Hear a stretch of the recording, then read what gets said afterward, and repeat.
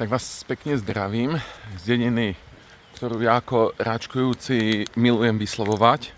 Volá sa Las Herrera. A dneska tu máme ďalší krásny deň. To taká malebná dedinka, jedna ulica v krásnej doline. No a dneska ma čaká asi najťažšia etapa.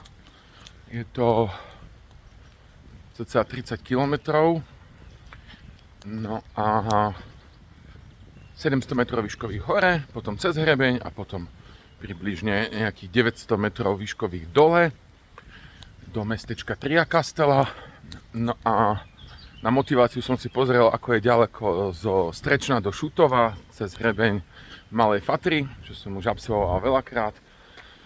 Tak ten má 27 km, ale podstatne väčšie prevýšenie. Takže aj s týmto mega ťažkým batohom, ktorý sa mi zdá nejako ťažší, asi mi tam niekto skryl nejaký kameň.